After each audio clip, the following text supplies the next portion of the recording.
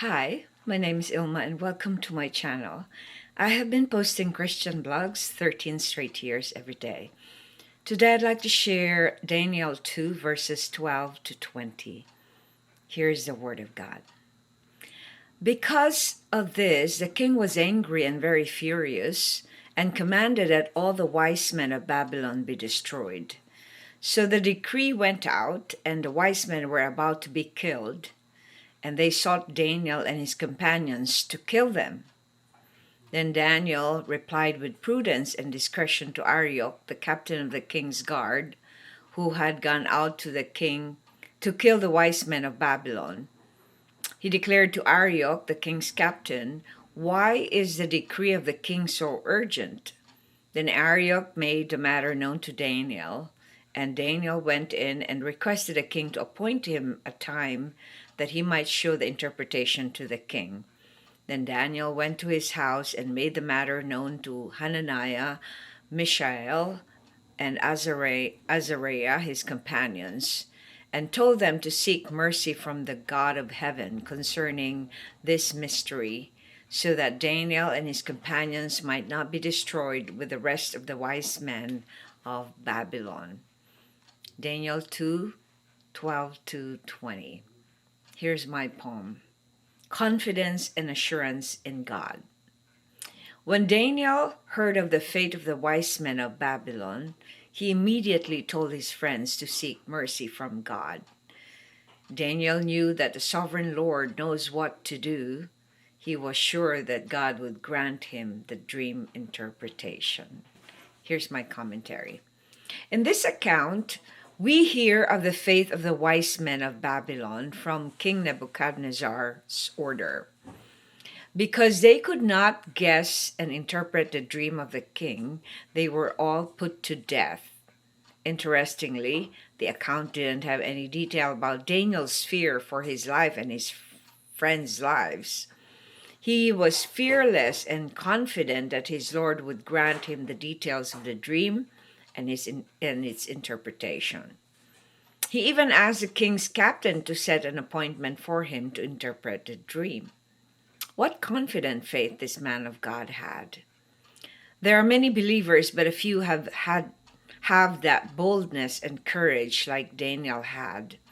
It was definitely a spirit-led move to volunteer to interpret the king's dream. It is an amazing thing that he also asked his friends to pray and seek God's mercy so that their lives can be spared as well. Reflection. Share someone you know who has the same confidence and assurance that Daniel has. Well, we just recently heard of the death of Charles Kirk from the States, and he was a martyr. He died a martyr because he stood up for truth.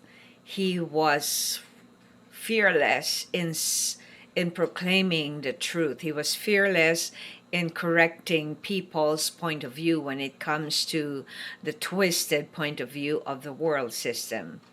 He was unapologetic in presenting the gospel. He was unashamed of showing the world that he is a Christian, that he served the Lord, and that his mission is to be known and to be remembered for his faith, for his love for the Lord, and for bringing the truth into the world.